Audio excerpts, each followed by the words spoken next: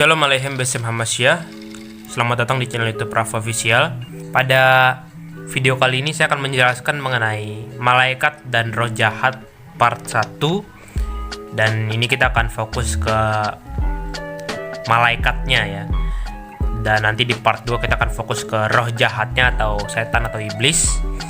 Oke, jadi malaikat dan roh jahat ini apa sih?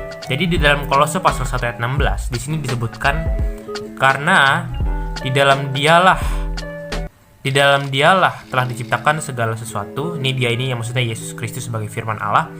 Segala sesuatu yang ada di sorga dan yang ada di bumi, yang kelihatan dan yang tak kelihatan. Nah, ini kita garis bawahi ya, yang tidak kelihatan ini apa gitu. Baik singgasana maupun kerajaan, baik pemerintah maupun penguasa, segala sesuatu diciptakan oleh Yesus yang sebagai firman Allah dan untuk Yesus yang sebagai firman Allah. Kemudian di slide selanjutnya, apa itu malaikat? Ya. Malaikat yang secara harafiah berarti utusan dari Tuhan, yang secara tegas adalah satu peringkat dari kekuatan inkorporeal atau tanpa tubuh dari dunia yang tak terlihat.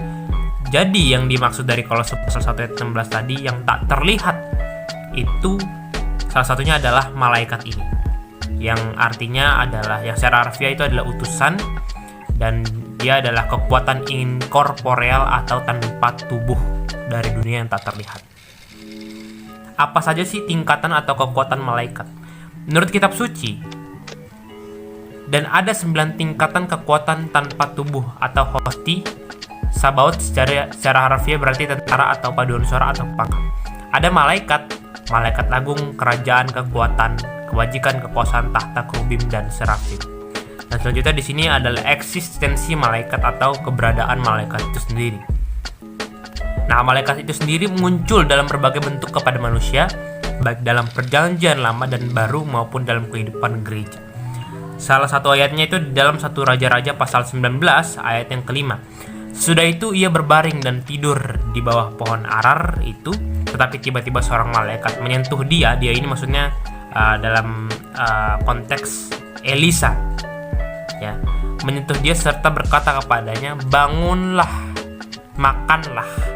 Jadi malaikat di sini menyentuh Elisa serta berkata kepadanya, bangunlah, makanlah. Dan kemudian selanjutnya malaikat-malaikat yang cukup terkenal.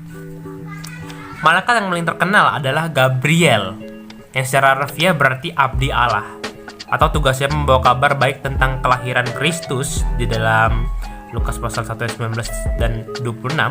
Dan Michael ya, yang secara harfiah berarti yang adalah seperti Allah, yang tugasnya adalah kepala prajurit dari pasukan rohani Allah, seperti ayat-ayat yang tertera di sini.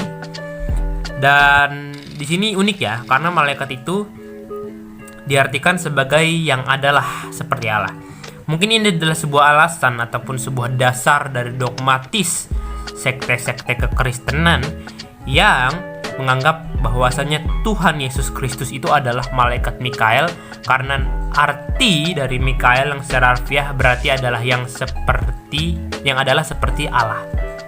Ya, mungkin itu adalah dasar dogmatis mereka ya, atau alasan kuat mereka kenapa Yesus Kristus disebut sebagai malaikat Mikael. Selanjutnya, malaikat serafim. Di sini kita bisa melihat lukisan dari malaikat serafim yang memiliki 6 sayap.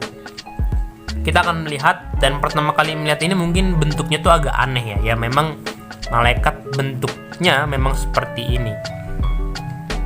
Digambarkan sebagai mempersembahkan pemujaan dan kemuliaan terus-menerus kepada Tuhan dengan seruan kudus yang tak henti-hentinya dan bergema suci, suci, suci di dalam Wahyu pasal 4-8. Jadi malaikat serafim ini adalah sosok malaikat yang terus-menerus menyuarakan seruan kudus yang tak henti-hentinya dan bergema suci, suci, suci atau kudus, kudus, kudus. Gitu. Ini adalah malaikat serafim, dan malaikat serafim ini cukup terkenal ya, dan bentuknya ini sangat unik sekali. Selanjutnya mengenai wujud malaikat. Secara umum, penampakan kekuatan tanpa tubuh pada pria digambarkan secara fisik.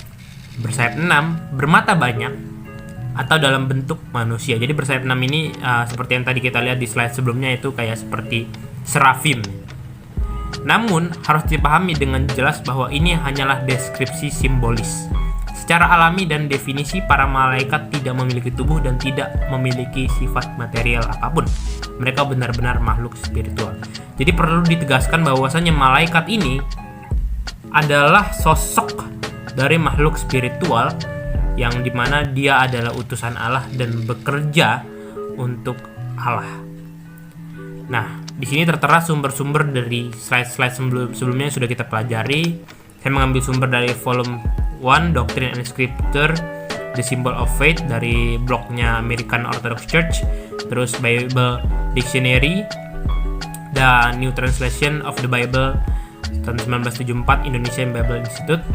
Dan ini adalah sumber-sumber dari apa yang tadi kita sudah pelajari di slide-slide sebelumnya. Oke, mungkin itu saja yang bisa saya jelaskan pada video kali ini, dan kita akan bertemu lagi di video-video selanjutnya. Terima kasih. Tuhan Yesus Kristus memberkati kita semua. Amin.